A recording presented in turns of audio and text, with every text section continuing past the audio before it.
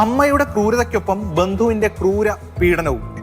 ആ 4 വയസ്സുകാരി ഈ ലോകത്തോട് വിട പറഞ്ഞത് ഏറെ ദുരിതവും ദുഃഖവും വേദനയും ഒക്കെ ഏറ്റുവാങ്ങിയാണ്.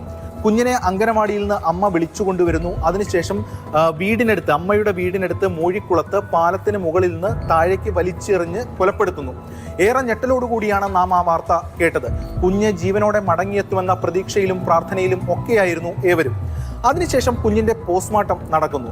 ഈ പോസ്റ്റ്മോർട്ടം നടക്കുമ്പോൾ സാധാരണഗതിയിൽ അമ്മ പുഴയിലേക്ക് വലിച്ചെറിഞ്ഞ് കൊലപ്പെടുത്തിയതാണെങ്കിലും അത് വെള്ളം അകത്ത് ചെന്നുള്ള മരണമാണ്. അപ്പോൾ ആ പോസ്റ്റ്മോർട്ടം സാധാരണഗതിയിൽ അധികം സമയമെടുക്കാൻ വഴിയില്ല. പക്ഷേ ഈ പോസ്റ്റ്മോർട്ടത്തിന്റെ സമയം എന്ന് പറയുന്നത് അല്പം നീണ്ടുപോയി. അപ്പോൾ തന്നെ ചില സംശയങ്ങൾ അന്വേഷണ ഉദ്യോഗസ്ഥർക്കൊക്കെ ഉണ്ടായിരുന്നു, എന്തുകൊണ്ട് ഇത് നീണ്ടു പോകുന്നു എന്നത് സംബന്ധിച്ച്. അങ്ങനെയാണ് ഈ ഡോക്ടർ ഒരു വിവരം പോലീസിനോട് പറയുന്നത്, പോസ്റ്റ്മോർട്ടം ചെയ്ത ഡോക്ടർ. അതായത് ഈ കുഞ്ഞ് പീഡിപ്പിക്കപ്പെട്ടതായി ചില സംശയങ്ങൾ ഉണ്ടെന്ന്. അതിന് കാരണമായിട്ടുള്ളത് ഈ കുഞ്ഞിൻ്റെ സ്വകാര്യ ഭാഗങ്ങളിൽ മുറിവുണ്ടായിരുന്നു, അതോടൊപ്പം തന്നെ രക്തസ്രാവം ഉണ്ടായിരുന്നു, ദേഹത്തടക്കം പാടുകളുണ്ടായിരുന്നു. ഈ നിർണായകമായിട്ടുള്ള ഈ വിവരം ഈ പോസ്റ്റ്മോർട്ടം ചെയ്ത ഡോക്ടർ പോലീസിനോട് പറയുന്നു. അത് വലിയ വഴിത്തിരിവാണ്, വലിയൊരു മാനമാണ് ഈ കേസുമായി ബന്ധപ്പെട്ട് ഉണ്ടാക്കിയത്. വലിയ ആഘാതം അല്ലെങ്കിൽ വലിയ നടുക്കം ഈ സംഭവം ഉണ്ടാക്കി. നമുക്ക് അങ്ങനെ ഒരു ചീത്ത രീതിയിലേക്ക് നമുക്ക് ഒരിക്കലും പ്രതീക്ഷയില്ല.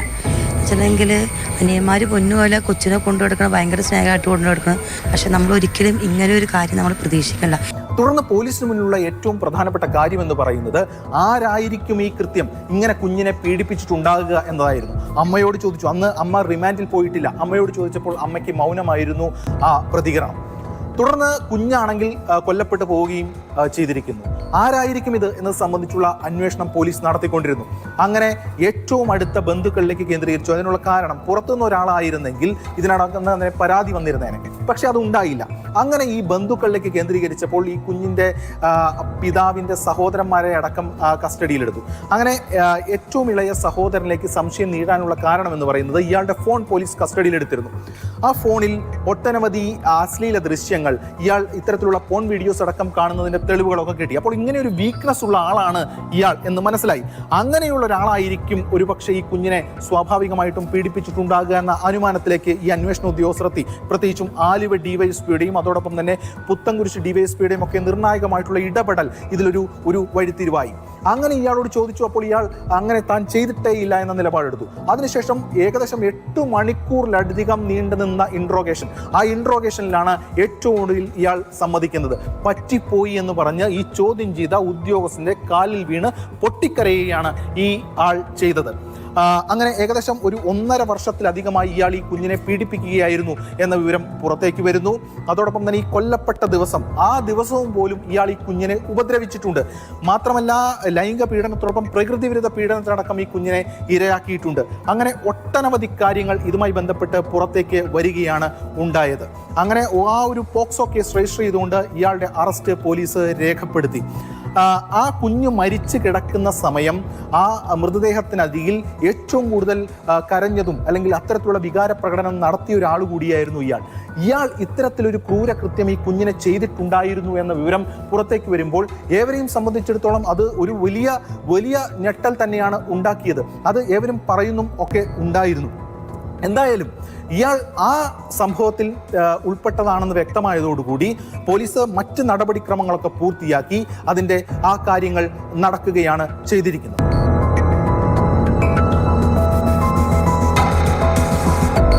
കൊലക്കേസിൽ ഇപ്പോൾ ചെങ്ങമനാട് പോലീസ് അമ്മയെ കസ്റ്റഡിയിലെടുത്തിട്ടുണ്ട്. വിശദമായിട്ടുള്ള ചോദ്യം ചെയ്യൽ ഇതുമായി ബന്ധപ്പെട്ട് ഉണ്ടാകും.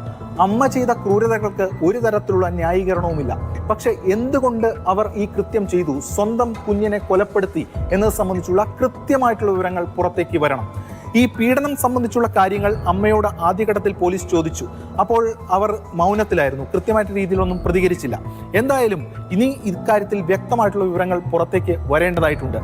ഈ പീഡന വിവരം അമ്മ അറിഞ്ഞിരുന്നു എന്ന സംശയം പോലീസിന് ഉണ്ട്.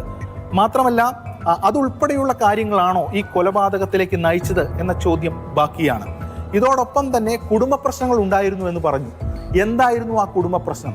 ഏതൊക്കെയായിരുന്നു കുടുംബ പ്രശ്നം? പെട്ടെന്നുള്ള പ്രൊവോക്കേഷൻ എന്തായിരുന്നു? ഇതുൾപ്പെടെയുള്ള കാര്യങ്ങളാണ് വെളിവായി വരേണ്ടത്. ഈ കൊല്ലപ്പെട്ട കുഞ്ഞിൻ്റെ അമ്മൂമ്മയ്ക്കും അപ്പൂപ്പനും 3 ആൺമക്കളാണ് ഉണ്ടായിരുന്നത്. അതിൽ ഏറ്റവും മൂത്ത ആളാണ് ഈ കുഞ്ഞിൻ്റെ അച്ഛൻ. ആ കുഞ്ഞിൻ്റെ അച്ഛൻ മാത്രമാണ് വിവാഹിതൻ. മറ്റ് 2 പേർ വിവാഹം കഴിച്ചിട്ടില്ല. കുടുംബത്തിൽ ഉണ്ടായിട്ടുള്ള ഏക പെൺതരിയാണ്. അതുകൊണ്ട് തന്നെ വാത്സല്യം കൂടുതലായിരുന്നു. അതടക്കം മുതലാക്കിയാണ് ഈ ക്രൂരകൃത്യം ഈ സഹോദരൻ ചെയ്തിരിക്കുന്നത്. മാത്രമല്ല ഇതുമായി ബന്ധപ്പെട്ടുകൊണ്ട് ഒട്ടനവധി കാര്യങ്ങൾ കൂടി ഇനിയും പുറത്തേക്ക് വരാനായിട്ടുണ്ട്. എന്തിൻ്റെ ഈ കാര്യങ്ങളുടെയൊക്കെ സ്നേഹം നടിച്ച് ഇക്കാര്യങ്ങളൊക്കെ ചെയ്യുമ്പോൾ മറ്റാരെങ്കിലുമൊക്കെ ഇത് കുടുംബത്തിൽ അറിഞ്ഞിട്ടുണ്ടാകില്ലേ എന്നതുൾപ്പെടെയുള്ള കാര്യങ്ങളും വെളിച്ചത്ത് വരണം. മാത്രമല്ല ഈ ക്രൂരകൃത്യം ചെയ്ത ആൾക്ക്, ഇത്തരത്തിൽ ഒരു ലൈംഗിക വൈകൃതത്തിന് ഉടമയായിട്ടുള്ള ഈ വ്യക്തിക്ക് മുൻപ് ഏതെങ്കിലും തരത്തിലുള്ള സംഭവങ്ങളിൽ ഉൾപ്പെട്ടിട്ടുണ്ടോ, അത്തരം വിവരങ്ങൾ കൂടി ഇതിൻ്റെ ഭാഗമായി വരേണ്ടതായിട്ടുണ്ട്. മാത്രമല്ല അമ്മ ചില അസ്വസ്ഥതകൾ പ്രകടിപ്പിച്ചു മാനസിക അസ്വസ്ഥതകൾ പ്രകടിപ്പിച്ചിരുന്നതായിട്ടുള്ള ചില കാര്യങ്ങളൊക്കെ ഇവർ പറയുന്നുണ്ട്. അത് യഥാർത്ഥത്തിൽ അങ്ങനെ ഏതെങ്കിലും തരത്തിലുള്ള സംഭവങ്ങളായിട്ടുണ്ടോ, അതോ ഇവർ ബോധപൂർവം ഇത്തരം വിവരങ്ങൾ അറിഞ്ഞതുകൊണ്ട് അവരെ അത്തരമൊരു രോഗിയായി ചിത്രീകരിക്കാൻ വേണ്ടിയിട്ടുള്ള നീക്കം നടത്തിയിട്ടുണ്ടോ തുടങ്ങിയ കാര്യങ്ങളൊക്കെ തന്നെ പുറത്തേക്ക് വരേണ്ടതായിട്ടുണ്ട്. ഈ കേസുമായി ബന്ധപ്പെട്ട് നമുക്ക് പറയാൻ കഴിയുന്നത് ആരെയും വിശ്വസിക്കാൻ കഴിയാത്ത ഒരു കാര്യമായി മാറിയിരുന്നു. കാരണം ഇവരുടെ ഈ കുടുംബത്തിൽ സംഭവിച്ചിട്ടുള്ള പല കാര്യങ്ങളും. അതുകൊണ്ട് തന്നെ പോലീസിനെ സംബന്ധിച്ചിടത്തോളം ഇതിൻ്റെ നെല്ലും പതിരുമൊക്കെ വേർതിരിച്ച്, അല്ലെങ്കിൽ അതൊക്കെ തിരിച്ചറിഞ്ഞ് കൃത്യമായിട്ടുള്ള കാര്യങ്ങൾ പോലീസിന് മുൻപിൽ കണ്ടെത്തേണ്ടതായിട്ടുണ്ട്. അതിൻ്റെ ഭാഗമായിട്ടുള്ള ചോദ്യം ചെയ്യലാണ് ഇതുമായി ബന്ധപ്പെട്ട് നടക്കുക. റൂറൽ എസ്.പിയും അക്കാര്യമാണ് വെളിപ്പെടുത്തിയത്. ഈ കേസിൻ്റെ ഇൻവെസ്റ്റിഗേഷൻ ഇന്നലെ തുടങ്ങി. അതിനായിട്ടുള്ള മേജർ തെളിവുകളും ഇമ്പോർട്ടൻറ്റ് എവിഡൻസുകളും ഇപ്പോൾ അനലൈസ് ചെയ്തുകൊണ്ടിരിക്കുകയാണ്. അപ്പോൾ അതല്ലാതെ ഇതിൽ നമുക്ക് സംശയകരമായിട്ടുള്ള കുറച്ച് വിഷയങ്ങളെക്കുറിച്ച് ചോദിച്ചിരുന്നു. പിന്നെ കുട്ടിയായിട്ട് ബന്ധമുള്ള ബാക്കിയുള്ള എല്ലാ ആൾക്കാരുടെ മൊഴികളും രേഖപ്പെടുത്തിക്കൊണ്ടിരിക്കുകയാണ്. എല്ലാ തെളിവുകളെയും പരിശോധിച്ചുകൊണ്ടിരിക്കുകയാണ്. കുഞ്ഞ് പീഡിപ്പിക്കപ്പെട്ട വിവരം നേരത്തെ ബന്ധുക്കൾക്കും മറ്റുമൊക്കെ അറിയാമായിരുന്നുവെങ്കിൽ സ്വാഭാവികമായിട്ടും അവരും ഈ കേസിൽ പ്രതിയായി വരും. കാരണം പോക്സോ കേസിൽ ഈ വിവരം അറിഞ്ഞിട്ടും മറച്ചു വയ്ക്കുന്നത് കുറ്റകരമാണ്. അത് നേരത്തെ തന്നെ അന്വേഷണ ഏജൻസികൾക്ക് മുൻപിൽ അങ്ങനെയുണ്ടെങ്കിൽ എത്തിക്കണമായിരുന്നു. കാരണം ഒന്ന്, ഈ കുഞ്ഞ് ക്രൂരമായി തന്നെ കൊല്ലപ്പെട്ടു. മാത്രമല്ല അതിനോടൊപ്പമാണ് ഇത്തരമൊരു വേദന തിന്നുകയും ചെയ്തിട്ടുള്ളത്. ഇവിടെ എന്താണ് സംഭവിച്ചത്? സംരക്ഷണം ഒരുക്കേണ്ടവർ തന്നെ വില്ലന്മാരായി തീരുന്ന കാഴ്ചയാണ് കാണാൻ കഴിഞ്ഞിരിക്കുന്നത്. ആ കുഞ്ഞ് അംഗനവാടിയിലിരിക്കുന്നതും കുട്ടികളോട് കൂട്ടുകൂടുന്നതും പാട്ടുപാടുന്നതും ഒക്കെയുള്ള ദൃശ്യങ്ങൾ ഇന്നും നമുക്ക് മുന്നിൽ ഉണ്ട്. അതൊക്കെ ഇന്ന് കാണുമ്പോൾ വലിയ നൊമ്പരമാണ് നമ്മളെ സംബന്ധിച്ചിടത്തോളം ഉണ്ടാകുന്നത്. ആ കുഞ്ഞ് മറ്റുള്ളവരെ പോലെ കളിച്ച് വളർന്ന് ഉയർന്നു പോകേണ്ടതാണ്. അതിനിടയിലാണ് ഇത്തരം ചില വിഷയങ്ങൾ, കുടുംബത്തിലെ അടക്കം പ്രശ്നങ്ങളൊക്കെ തന്നെ ഇതൊക്കെ ബാധിക്കുന്നത് ഈ പിഞ്ചു കുഞ്ഞിനെ അല്ലെങ്കിൽ കുഞ്ഞുങ്ങളെയാണ് എന്നതാണ് ഏറ്റവും ദുഃഖകരമായിട്ടുള്ള കാര്യം. എന്തായാലും ഇതിൽ ഒട്ടനവധി വിവരങ്ങൾ ഇതിനോടകം പുറത്തേക്ക് വന്നു കഴിഞ്ഞു. പോലീസ് നടത്തിയ ഇടപെടൽ വളരെ കൃത്യമായ രീതിയിലായിരുന്നു പോലീസ് ഓരോ കാര്യങ്ങളും നീക്കിയത്. ഇനിയും കുറച്ചുകൂടി കാര്യങ്ങൾ വ്യക്തതയായി വരാനുണ്ട്. ആ വിവരം കൂടി വരും ദിവസങ്ങളിൽ വരും എന്ന് നമുക്ക് പ്രതീക്ഷിക്കാം. എന്തായാലും ഇത്തരം സംഭവങ്ങൾ ഇനി ഒരു തരത്തിലും ആവർത്തിക്കരുത്. കുടുംബത്തിലെ പ്രശ്നങ്ങൾ അത് ഏറ്റവും ഒടുവിൽ വിക്ടിമായി തീരുന്നത് കുഞ്ഞുങ്ങളാണ് പലപ്പോഴും നമ്മൾ കണ്ടിട്ടുള്ളത്. അത്തരം വിഷയങ്ങൾക്കൊക്കെ ഒരു പരിഹാരം ഉണ്ടാകണം എന്നതാണ് ഏറ്റവും പ്രധാനപ്പെട്ട കാര്യം.